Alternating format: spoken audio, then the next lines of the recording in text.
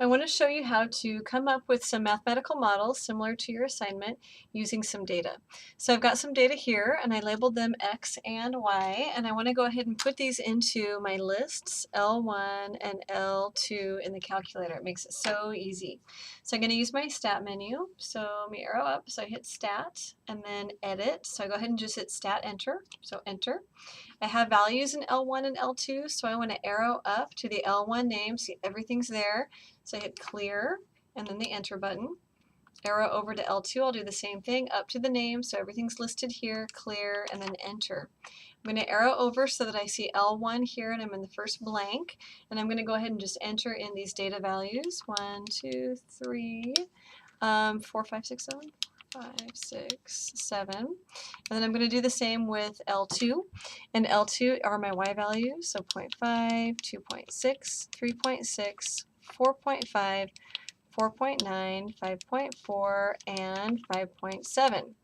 I'm going to go ahead and create a scatter plot. And once I've got a scatter plot, I can get a really good idea of what my data is representing and what a good model would be.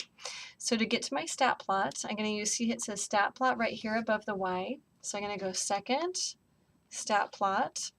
I'm going to choose stat plot 1. You may have already had this one set up if you just did the linear modeling assignment. So you may not need to do this. I'm going to do it because mine isn't. I want plot 1 on, so I have my cursor on. I hit enter, and then I already have the type selected, which is this one. That's the scatter plot. So I've got everything set up here. I'm going to go to y equals and make sure there are no other equations there, and there aren't. There are no equations. I've got plot 1 selected. You want your screen to look exactly like this to do the scatter plot. Don't hit graph, instead hit zoom, and we want to do our data. So I'm going to do zoom stat since I'm doing a stat plot. So I choose 9, almost said 8, choose 9. I hit enter, and there it is. It doesn't look quadratic, it looks logarithmic, doesn't it? So my data looks like a logarithmic equation. Let's see, if I had a full coordinate system, that would be a logarithmic equation. So at this point, I don't know what the logarithmic equation is. I'm just going to go ahead and take a stab. I know a lot of our logarithmic equations that we've dealt with that are models are the natural log of x. So let's go ahead and try that. I'm going to go to y equals, and I'm going to type in the natural log of x. This is where you start doing a little bit of guessing, some adjusting using your transformations to see if you can get the right graph. Now I do hit graph because I want to leave the same zoom, so I hit graph. Oh, and it's a little bit low, isn't it? So I noticed that mine's a little bit low. It's graphing down here instead. So it looks like I need this distance right here to be maybe twice as high or maybe 3 times as high. So I need to multiply my logarithmic function. Let's try by 3. So I'm going to go to y equals, and I want it to be 3 times the natural log of x. So let's try this one. Then I'll hit graph. Oh my gosh, that's it. Did I mention that I made these problems up? So I kind of knew where I was headed, but I know that when I put a multiplier in, it's going to change the heights of all of those values, and I wasn't high enough. It didn't look like I was quite halfway in between. It looked like I needed to triple it. So my mathematical model then for this first data set is 3 times the natural log of x. That would be my answer. Let's go ahead and take a look. I've got a second data set here. Let's take a look at the second data set. I'm going to go ahead and go back to my stat. I'm going to enter this data in. So let's see if I can get it to a point where I can see it. So I want to not those guys. So I'm going to go back to stat and then edit. I want to clear my data values. So clear L1 up to L2 and clear L2. My x's are -1, 0, 1, 2, 3, and 4. L2, 6, -1, -3, -1.5, 5, and 10. I want to do the same thing. My stat plot is already set up, so I do want to do my stat plot. I don't want the 3 ln x. I hit y equals. I want to clear what I had for the last one. I need to redo my zoom because I have different data in there. So I'm going to go zoom. I'm looking for zoom stat since I'm doing a stat plot. Zoom, zoom, stat. Okay, what do you think that one looks like? So on this one, I've got these data points, which are like here.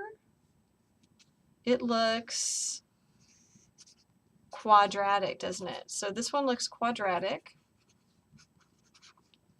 We've got, oh, there you go, looks quadratic. If we had that vertex form, if we knew what the vertex was, that would be really helpful, because that vertex form is ax minus k squared plus h. And it looks like I have the vertex right here. So that vertex looks like it is at 1, and then I guess I can look at my data. What goes with 1 for x? Negative 3. 1 comma negative 3. So if I put this in vertex form, I don't know what a is, but I can at least take a stab here. X minus 1 squared minus 3, or plus negative 3. So let's go ahead and try that one. So I'm using what I know from this chapter to go ahead and, pretty easily get a good idea of what my mathematical model should look like. So y equals, and I've got parentheses x minus 1 to the second power, minus 3. Not 2, minus 3. Let's go ahead and graph that one and see what it looks like. It looks flat, doesn't it? So when I graphed it, it looks flat, and it looks like my heights need to be up to where these points are. So it looks like I need to multiply these heights. So maybe double. So it looks like maybe these are about double. Remember I said I didn't know what A is? A is my stretch or compression. It makes my parabola either taller or flatter. So I'm going to try just multiplying it by 2. Okay, I'm going to keep it simple. You do not need to be exact, but let's just try multiplying it by 2. So back here, my cursor is here. I can actually do an insert. So if you don't want to retype the whole thing, insert is right on the delete key. You can do second insert and then put a 2 in, or just retype it. Let's graph this one. Oh my gosh, that is definitely close enough. You can see that it doesn't match the outer data value, but it matches everything else great. So this works really, really well. I should have the y equals as part of our quadratic model. That works excellent as the quadratic model. We have just one more data set left. The last data set is, the numbers are a little bit bigger, so let's go ahead and plug these in. I'm going to go back to stat and then edit. I'm going to clear my data values so that L1 and L2 are ready to go. And I'm going to type my values in, 3, 4, 5, 6, 7, 8, 9, 10. And then my other data values, we'll try and be as accurate as possible, but also quick. 14.5, 2, 1, 9, 4. Like I said, I'll post these data values. I think I said that, so that you can follow my work here, unless I made a little mistake. Okay, so I've got my data values in. I want to do another stat plot. I'm going to go to y equals though, because I'll bet my quadratic is still there, and it is. So let me clear this one. I have new data, so I need to do a new zoom. So zoom stat. Get a piece of paper. What does that one look like? It's growing really, really slow at first, and then it takes off. That looks like an exponential graph. So this data set appears to be exponential.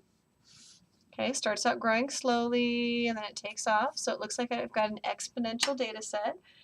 One way to test your exponential data set is to look at your values. Remember, it's got to be some,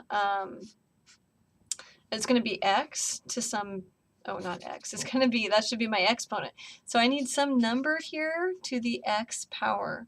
So I've got, let's go ahead and just look at this first value right here.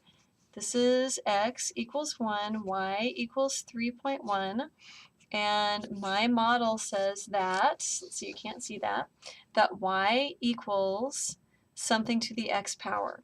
So x is equal to 1. I'm trying to figure out what goes right there, and this is going to equal y, which is 3.1. So maybe 3. Let's look at the next data value. So I need a consistent base to the x power equal to y. Now I've got the point 2 comma 8.9. So I want y to be 8.9 and x is 2. Remember we were guessing 3? 3 to the second power is about 9. So 3 to the first power got me close to 3.1. 3 to the second power got me close to 8.9. Let's check 3 to another x equals y. Let's check the sixth power. So 3 to the sixth power should be about 714.5. So let me quit here and go to my home screen. 3 to the sixth power.